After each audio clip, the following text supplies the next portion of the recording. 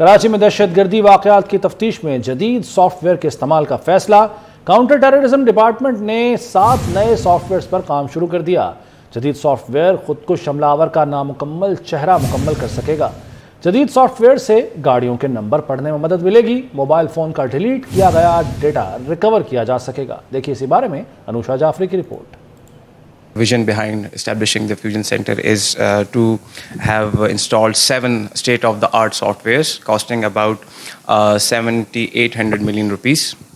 اور اس میں جو ہیں 2 سافٹ ویئرز آلریڈی ہمیں مل چکے ہیں، جس میں ایک ہے AMP5 which is video enhancement, image enhancement software. The other one is Magnet Axiom.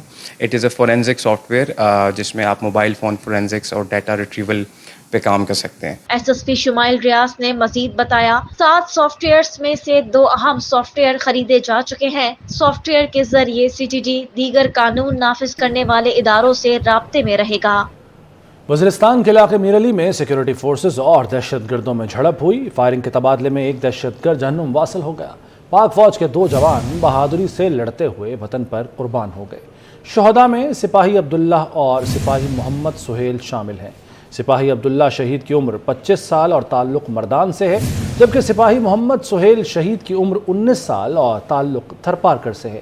Security forces دہشت گردی کے خاتمے کے لیے پرعزم ہیں۔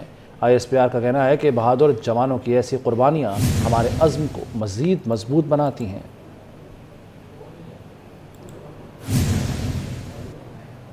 سپریم کورٹ کے فوجی عدالتوں سے متعلق فیصلے کے خلاف سینٹ میں قرارداد کثرت رائے سے منظور کر لی گئی۔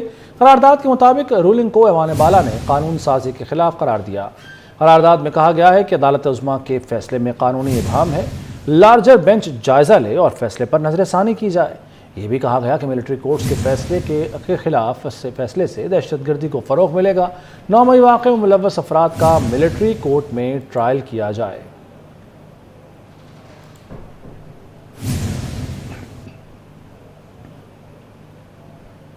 وہ کون تھا جو ملک کی تقدیر سے کھیلتا رہا؟ کیا 1 مین یا 2-4 بندوں کو قوم کی تقدیر سے کھیلنے کی اجازت ہونی چاہیے تھی؟ کس نے کابل جا کر افغان عبوری حکومت سے بات چیت کے لیے کہا تھا؟ وہ کون تھا جس نے کابل میں فوٹو سیشن کر کے دنیا کو طالبان سے بات چیت کا پیغام دیا؟ کس نے جیلوں میں بند دہشت گردوں کو چھوڑنے کا کہا؟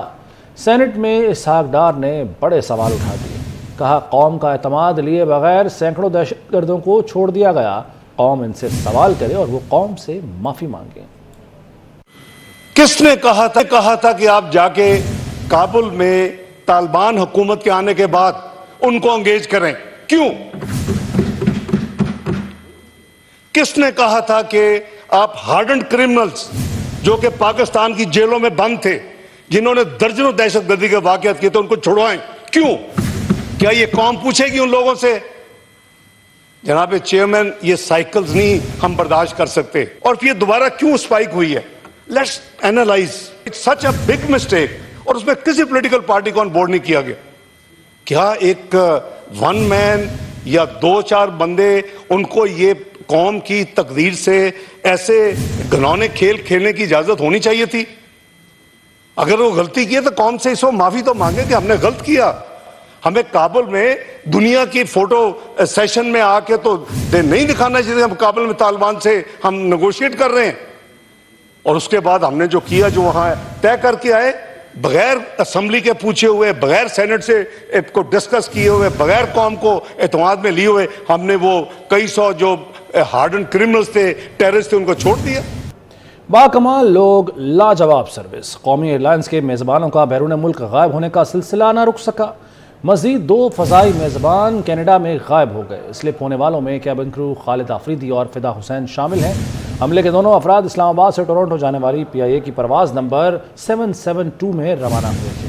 مزید جان لیتے ہیں، معراج اختر ہمارے ساتھ موجود ہے۔ معراج، آگاہ کیجیے۔ دیکھیں جی، PIA کی مالی بدحالی اور سہولیات کے فقدان کی وجہ سے درجنوں فضائی میزبان پہلے بھی ایسے واقعے پیش آ چکے ہیں کہ وہ بیرونی ممالک میں سلپ ہوئے ہیں۔ ابھی تازہ جو واقعہ پیش آیا ہے وہ کینیڈا پہ پیش آیا ہے۔ قومی ایئر لائن PIA کے جو ایک فضائی کیبن کرو تھا خالد آفریدی اور دوسرا ایک فدا حسین تھا، یہ دونوں جو ہیں فضائی میزبان تھے اور یہاں سے فلائٹ کے ساتھ گئے تھے ٹورنٹو میں، کینیڈا میں، اور وہاں جانے کے بعد یہ اچانک غائب ہو گئے اور اپنے موبائل فون بھی انہوں نے بند کر دیے اور ہر طرح کا رابطہ ختم ہو گیا۔ جب جو فلائٹ جو وہاں پر رکی ہوئی تھی وہ بھی کافی وہاں پر لیٹ ہوئی اور ان کو تلاش کیا گیا لیکن نہیں ملے یہ لوگ.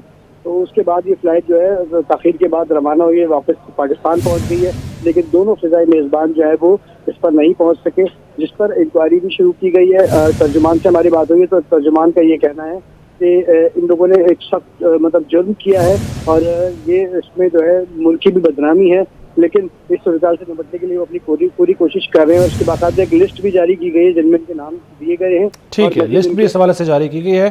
بہت شکریہ معراج اختر آگاہ کرنے کے لیے. عوام پر کوئی نیا ٹیکس نہیں لگے گا, نگران حکومت نے آئی ایم ایف کو یقین دہانی کرا دی. ٹیکس ہدف 9,415 ارب روپے ہی رہے گا. نگران وزیر خزانہ ڈاکٹر شمشاد اختر کہتی ہیں وفاقی حکومت کفایت شعاری کی پالیسی اپنائے گی, بجٹ خسارہ قابو میں رکھا جائے گا. مزید جان لیتے ہیں ہمارے نمائندے وقاص عظیم سے. وقاص آگاہ کیجیے.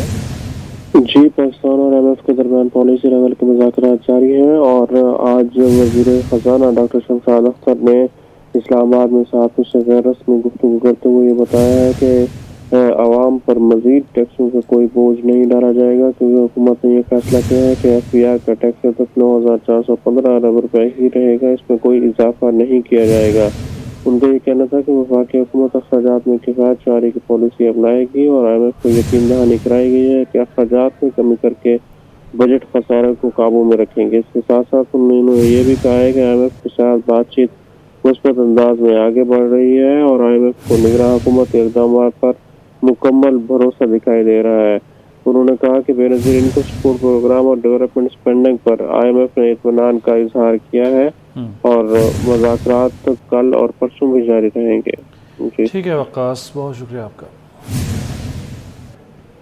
کوئی سلیکٹڈ راج قبول نہیں, کوئی سازش نہیں چلے گی.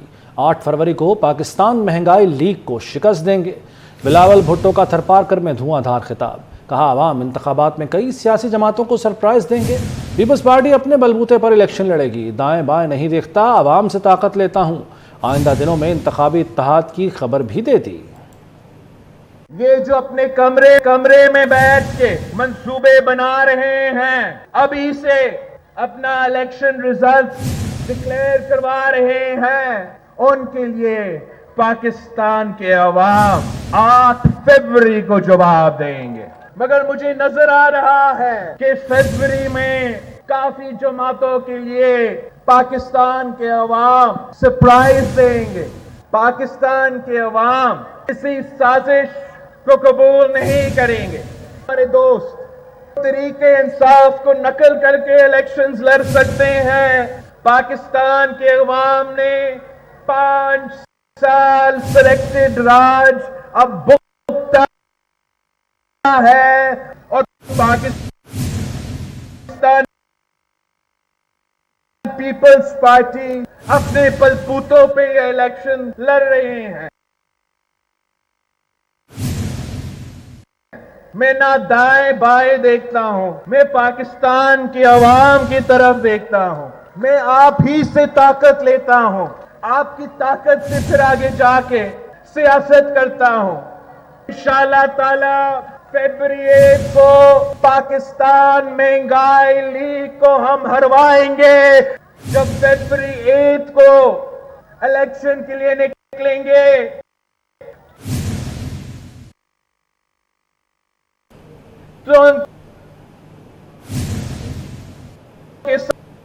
نون لیگ کے قائد نواز شریف نے جے یو آئی کے سربراہ مولانا فضل الرحمان کو فون کیا ہے. قائدین نے ملک کی سیاسی صورتحال پر صلاح مشورے کیے. نواز شریف اور مولانا فضل الرحمان نے جلد ملاقات پر اتفاق کیا.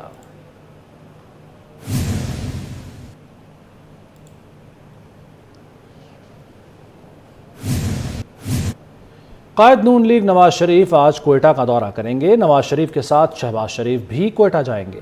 قائد نون لیگ کوئٹہ میں مختلف سیاسی شخصیات اور رہنماؤں سے ملیں گے. ذرائع کے مطابق اس موقع پر بلوچستان کی سیاسی شخصیات نون لیگ میں شمولیت کا اعلان کریں گی. کئی جماعتوں سے انتخابات کے لیے سیٹ ایڈجسٹمنٹ کے اعلانات بھی متوقع ہیں.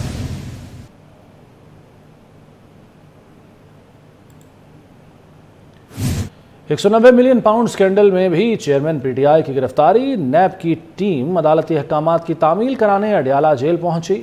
سپرنٹینڈنٹ اڈیالہ جیل کے ذریعے وارنٹ گرفتاری کی تعمیل کرائی گئی. NAB team chairman P T I سے تفتیش کے بعد واپس چلی گئی۔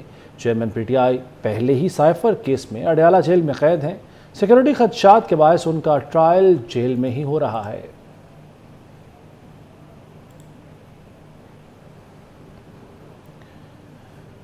£190 million corruption scandal, Bushra Bibi کی نیب راولپنڈی میں پیشی، جے آئی ٹی کے سوالوں کی بوچھاڑ، 10 کڑے سوالات کی بارش کر دی۔ پوچھا گیا آپ کی تعلیمی قابلیت کیا ہے؟ اسلامی تدریس، فقہ، درس نظامی کا کوئی کورس کیا ہوا ہے؟